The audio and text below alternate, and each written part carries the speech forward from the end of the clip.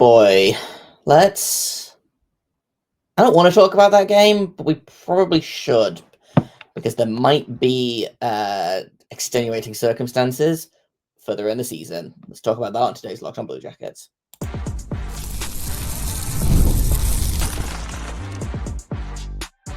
You're Locked On Blue Jackets, your daily podcast on the Columbus Blue Jackets, part of the Locked On Podcast Network, your team every day. Hello, and welcome to Locked On Blue Jackets, part of the Locked On Podcast Network, your team every day. I am, as always, your host, Jay Foster, here to give you the good, the bad, and the ugly about your favorite team and mine, the Columbus Blue Jackets. Before we get things started, I want to thank everyone for making this your first listen of the day every single day. Locked On Blue Jackets is free and available on all podcast platforms and over on YouTube. I also have to let you know today's episode is brought to you by FanDuel. Download the app now by visiting FanDuel.com and win $300 in bonus bets if your first $5 bet wins. Man, I really don't want to talk about last night's game. It sucked. It sucked to watch. I didn't watch the third period. I skimmed it this morning. It felt like it wasn't worth my time. And insult to injuries. Literal insult to injuries. This team is heading for a cliff, I think. Depending on who you talk to, this team is already at the cliff. I don't think we're quite there yet, but I want to talk about the game. I want to talk about how the game sucked. I want to talk about, are these Blue Jackets a playoff team? And also we have to talk about the injuries that have suddenly all appeared at once, because this team is cursed, and we're going to talk about it. So let's talk about the game, which honestly wasn't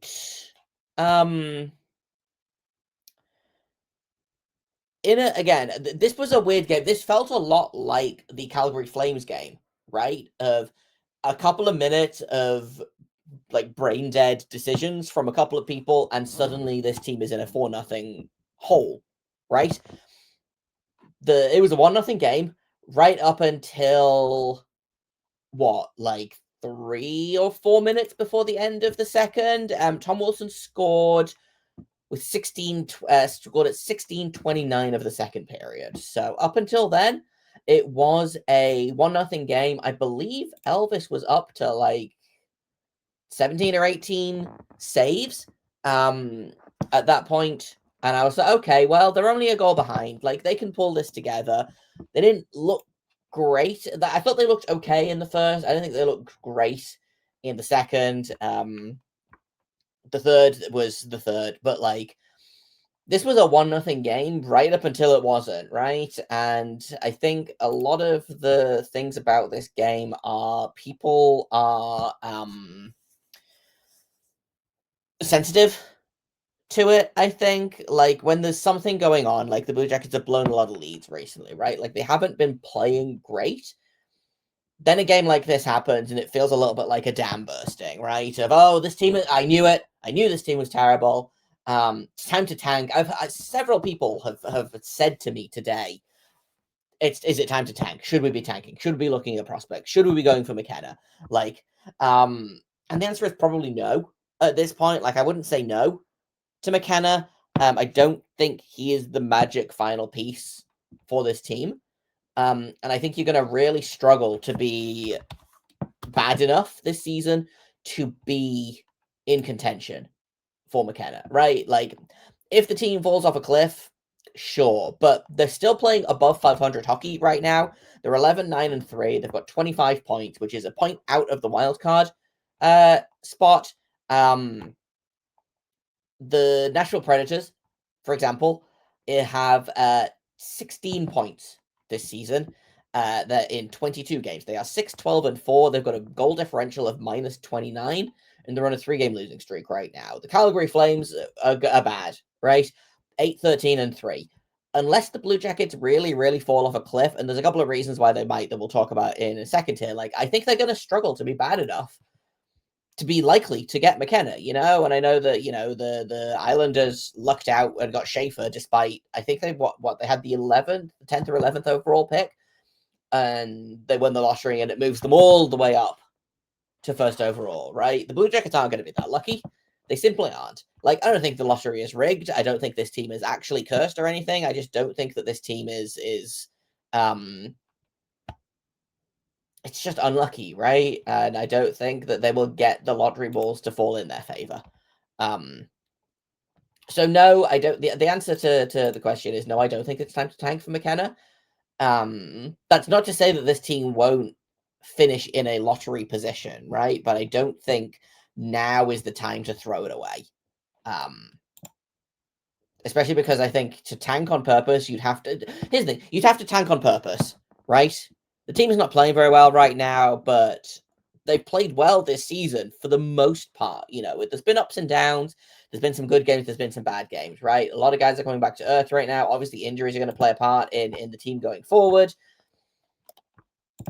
For me, for this team to tank, they'd have to basically sell everyone over the age of 25 that they can, and also probably some under 25 guys as well, right? Like, you look at Marchenko, Voronkov, Fantilli, who are all having great seasons, Mathieu, Werenski obviously is having a really good season. I don't think that this team is going to be a lottery team with all of these pieces. Jet Greaves is playing well. You know, I know Elvis has really kind of not fallen off a cliff necessarily, but I don't understand why they put Elvis into this game when we know he doesn't play well against the Capitals. That's a whole other problem that I have with this game. But I just don't see this team as currently constructed as being a team that is tanking. I don't know that they're a playoff team right now, and we'll talk about that, you know, in more detail in a second. But I don't know that the team as constructed right now is going to be bad on purpose. I think this is a perfectly average team that is going through some bad puck luck right now and is also dealing with injuries. For reference, and I know that last year was last year and this year is this year, it's November 25 right now. November 25 of last year, the Blue Jackets had played 20 games. They were 9-9-2. They were 500, and they were 3 points out of a playoff spot. If I bump forward a little bit to try and find where they're... So the Blue Jackets are, 22 games in, 23 games in? I had it open and then lost it. Put that on your Locked On Blue Jackets bingo card. Blue Jackets played 23 games. So if we go to where the Blue Jackets had played 23 games last year, which would have been December 1st, 11-9-3 of last year. They actually had the exact same record. They were 2 points out of a playoff spot. They were scoring more goals, but also allowing more goals. So, and I talked about this yesterday as well, actually. The Blue Jackets' underlying rankings right now are better than they were last season. I know that it feels like the sky is falling, and I am not immune to this. I actually just had a meeting with my boss and a couple of other NHL Locked On NHL hosts where I just kind of doom and gloomed at them for a while. And my boss, a Leafs fan, was like, "Hey, have you considered chilling out?" And the answer is no, never. I've never considered chilling out. Not once. You can't make me. But the point I'm making here is this is not going to be a lottery team unless things go very, very wrong. That's not to say that things won't go very, very wrong, but it could be worse. That being said, are the Blue Jackets a playoff team? And the answer, I think, is no. But I want to talk about that in a little bit more detail in just a second here on Locked On Blue Jackets.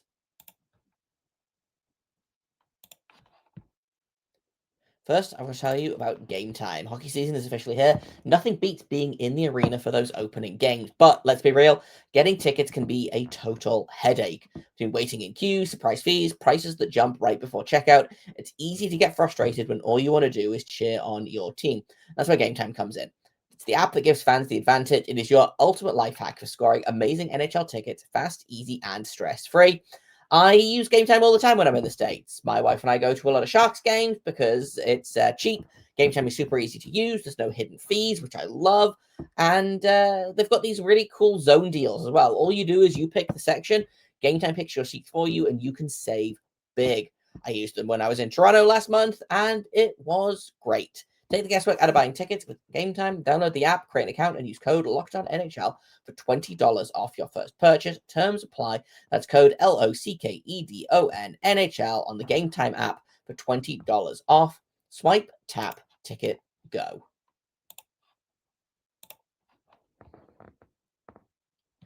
Welcome back to Locked On Blue Jackets. I was going to talk a little bit more about the game, but frankly, I don't want to. The game sucked.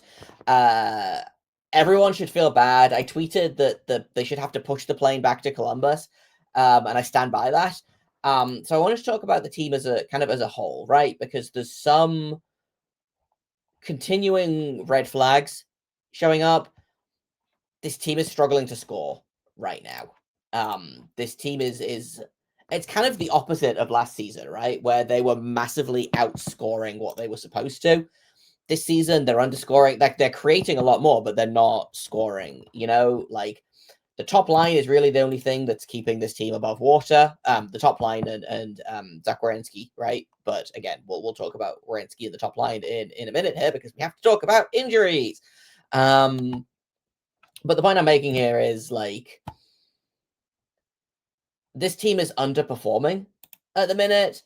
I don't know what their PDO is. And, like, so PDO, for people who don't know, is essentially, it's kind of a quick and dirty stat for luck. So basically, is your it's your save percentage plus your shooting percentage. So if you are shooting really high and saving a lot of goals, you're going to have a really high PDO. So, for example, Colorado right now is shooting at 10.8% and also getting a save percentage of approximately a billion.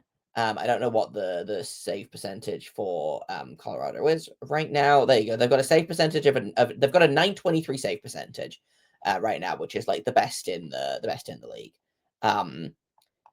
The Blue Jackets were on a really high PDO and have since fallen off. So right now they're shooting at 8.9%, and they've got a 910 save percentage.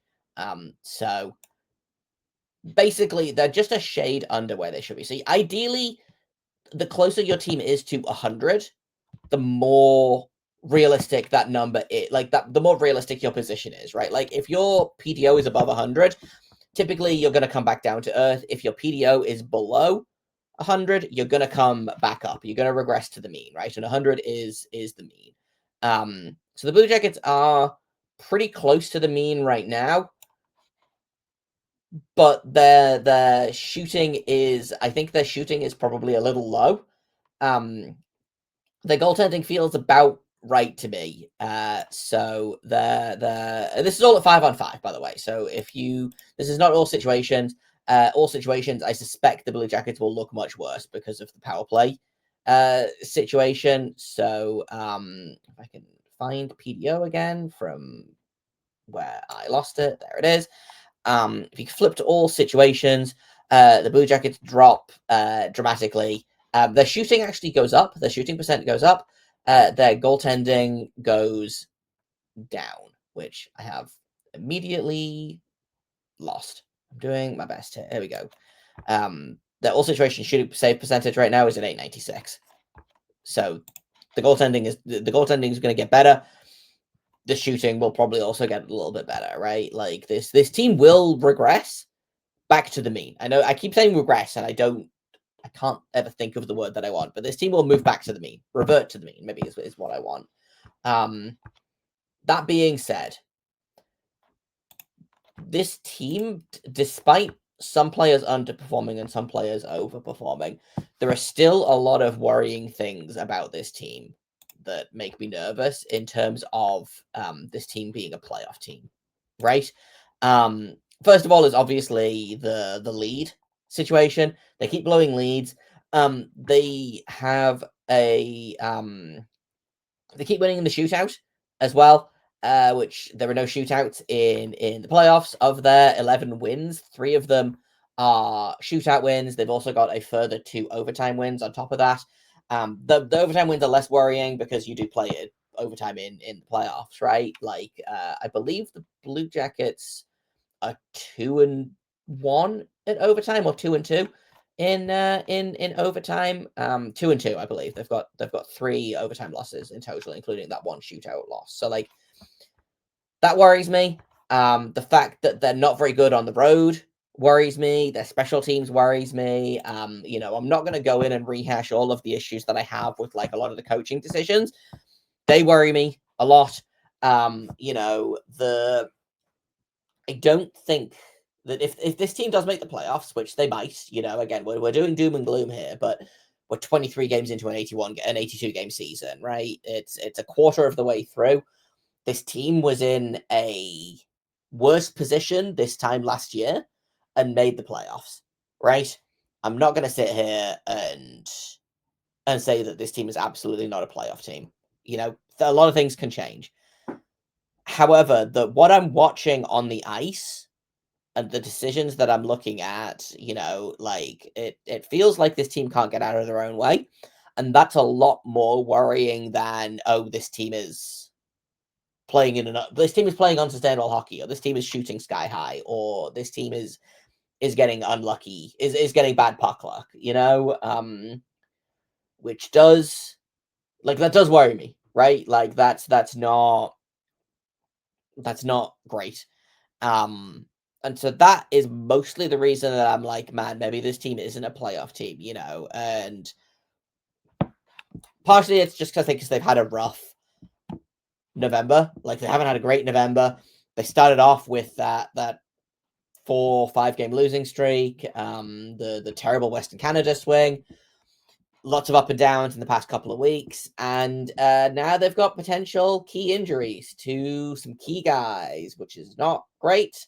But as it stands right now, like a couple of weeks ago, if you'd asked me, is this a playoff team? I'd be like, yeah, maybe. I feel pretty good about them being a team that's going to be in the hunt for the playoffs in late March, right? Now, I'm less sure of that. I still think they have potential to be a playoff team, but I'm less convinced by that. I believe, I don't know what the numbers are on Hockey Viz, which again is the site I used yesterday to look at all of this, but the playoff chances. Let me see if I can find where the playoffs are. Here we go. So Micah has the Blue Jackets with a 20% chance of making the playoffs.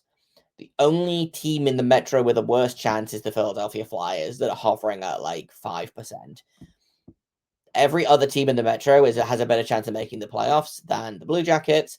Buffalo right now has a better chance of making the playoffs than the Blue Jackets based on Micah's numbers. And again, math is math, and sometimes you can't predict things that happen, but a 20% I feel better than a 20% chance, but definitely lower than a couple of weeks ago when I was probably like 75% yes, 25% no.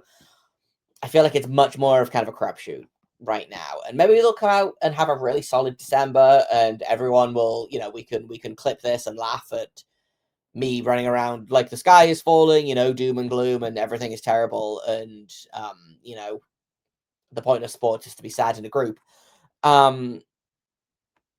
But every time I watch this team, there are some times when I'm like, this team is incredible. This team is definitely a playoff team. There are many more moments where I'm like, this is not gonna get it done in the playoffs. And I don't look at this team as being a team to do anything in the playoffs necessarily, right? Like, this is 2 seasons ago, the Blue Jackets drafted 4th overall. Last season, they finished a couple of points out of the playoffs. This season, my hope was that they might win a round. You know, progress is not linear.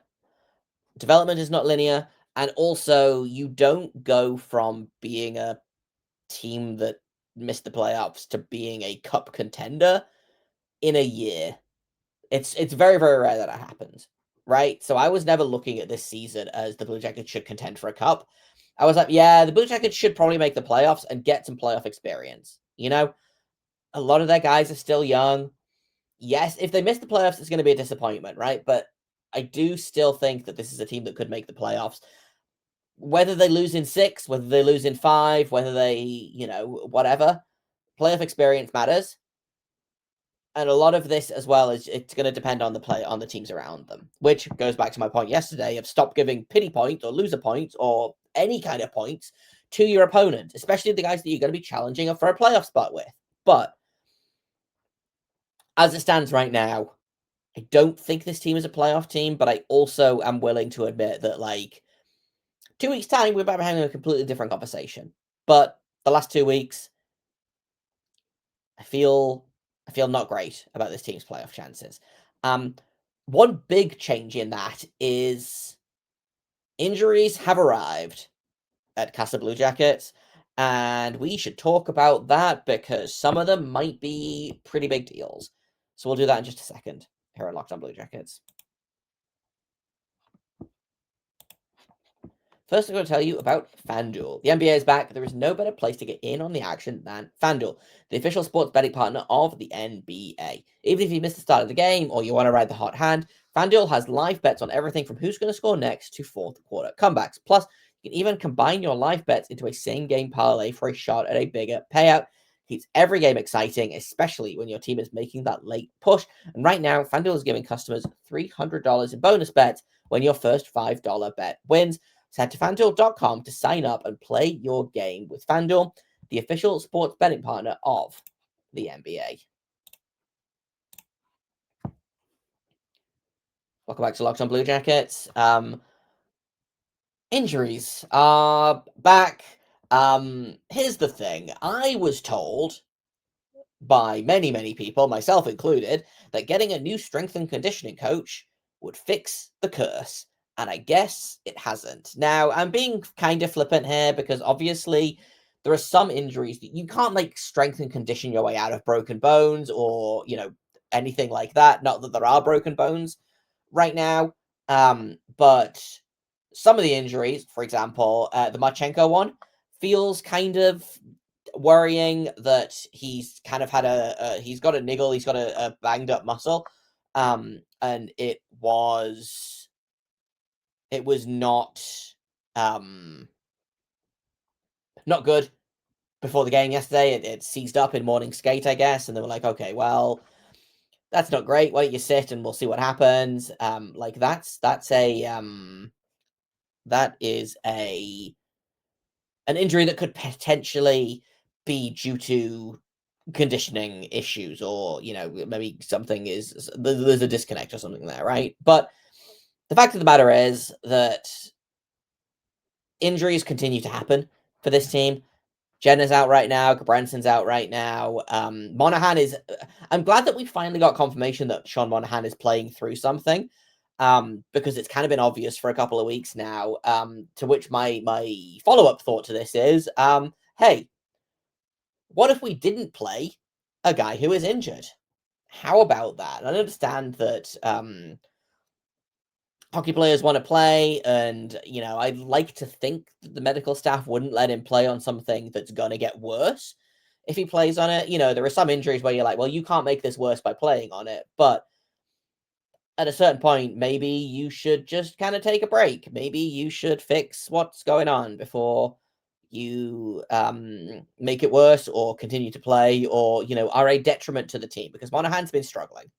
And I'm glad that we got confirmation that it is an injury that he has, because that explains a lot, right? On the flip side, this team is deeper at center than they've basically ever been.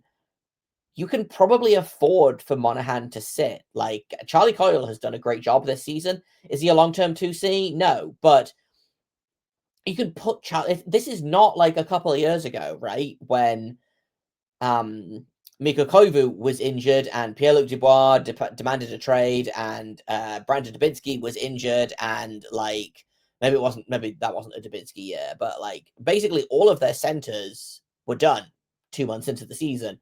And you ended up you had like 2.5 centers, one of which was Boone Jenner, who's a winger, right?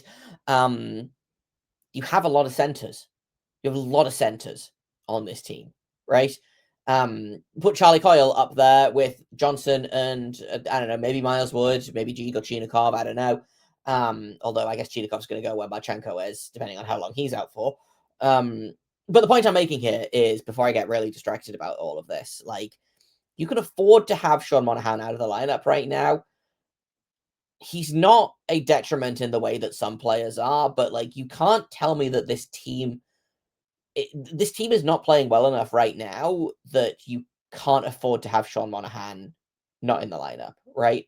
You can't tell me that this team wouldn't be doing better with a healthy Monahan.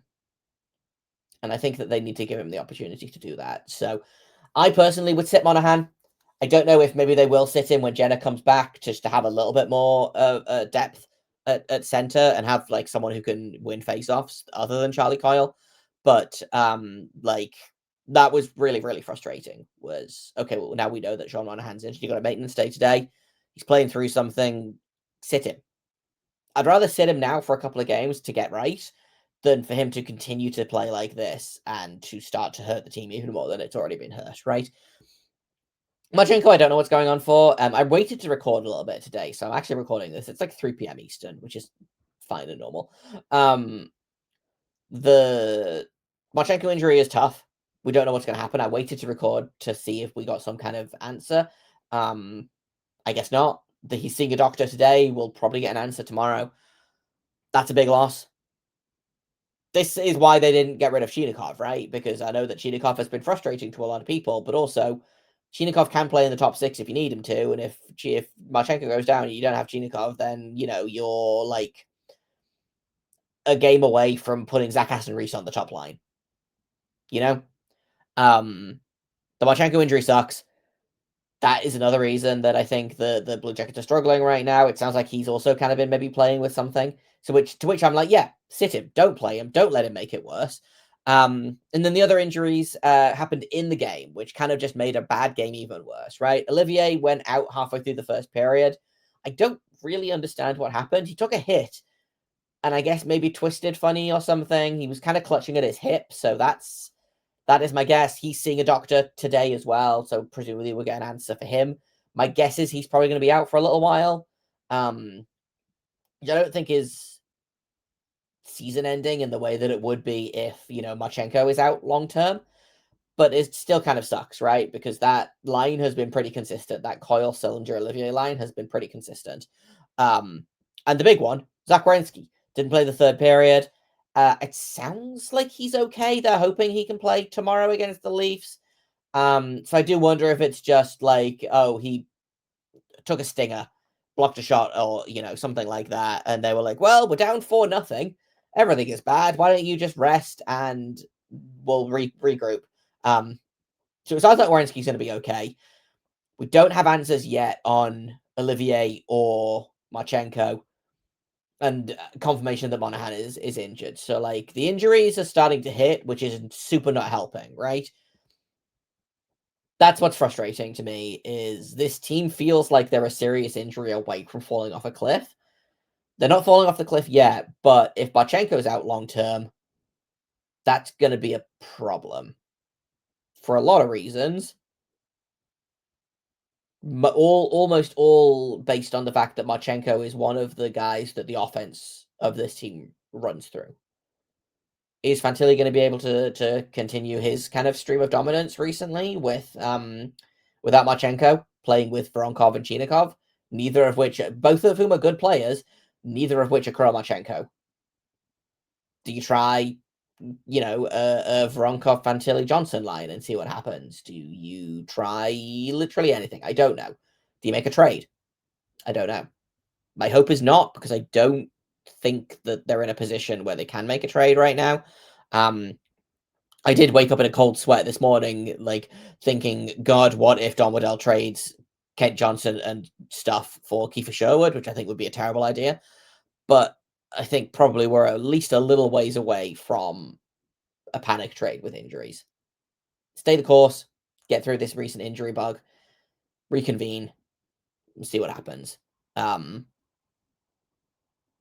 of a bummer of an episode. Sorry about that. This team's kind of a bummer of a team right now. Hopefully we can talk about some more fun stuff soon. We'll be back tomorrow morning, normal time, and we'll talk about the Leafs game. It sounds like they're getting some guys back from injury, which feels unfair, because if we can't have our injured guys, then why do they get to have theirs? I know that's not how it works, but that's going to be tomorrow's episode. We'll preview the Leafs game. Maybe talk about some line combinations that the Blue Jackets could try if Marchenko can't go, etc.